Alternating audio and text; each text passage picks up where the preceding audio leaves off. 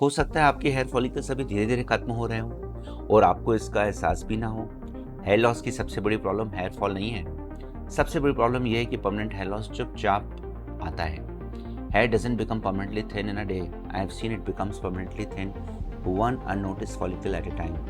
मेरी clinical practice में बहुत से पेशेंट मुझे कहते हैं, डॉक्टर मेरे बाल सिर्फ 6 महीने से गिर रहे हैं। कुछ कहते हैं कपल ऑफ मंथ्स, कुछ कहते हैं 15 दिन से।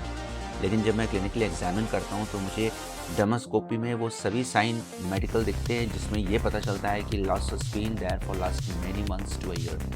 क्रोनिक हेयर लॉस का केस है। सो हेयर फॉलिकल्स एक दिन में खत्म नहीं होते, वो धीरे धीरे श्रिंक होते हैं, जिसे हम फॉलिकुलर मिनिचराइजेशन कहते हैं। हेयर ग्रोथ साइकिल पहले से कमज़ोर होती जाती है, बाल पतले होने लगते हैं, स्कैल्प ज़्यादा विजिबल होने लगता है और आखिर में कुछ फॉलिकल्स हेल्दी हेयर बनाना ही बंद कर देते हैं, जिसको हम कहते हैं permanent scarring. Then you don't expect any PRP, any derma rolling to help you. You spend lakhs of rupees, will not bring back your hair. कुछ कंडीशन में क्रॉनिक इन्फ्लेमेशन और स्कैरिंग फॉलिकल्स को परमानेंटली डैमेज भी कर देती है और treatment में अगर देर हो जाए तो ये case is irreversible.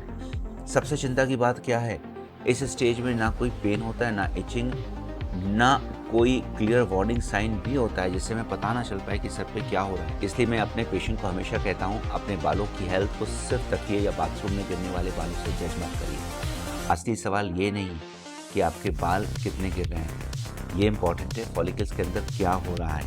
Is it androgenic alopecia, क्या टेलोजन एफ्लोवैम सेटिंग हो रही है, क्या कोई न्यूट्रिशनल डेफिशिएंसी है, थायराइड डिसफंक्शन है, ऑटोइम्यून प्रोसेस है। Without a diagnosis treatment becomes गैसवर्क।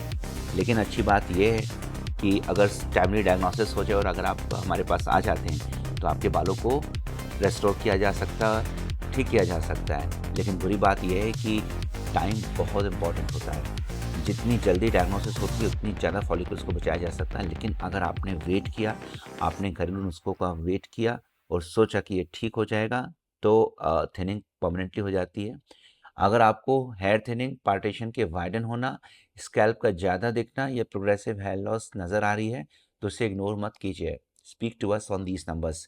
You can go ahead with a online consultation as well as OPD.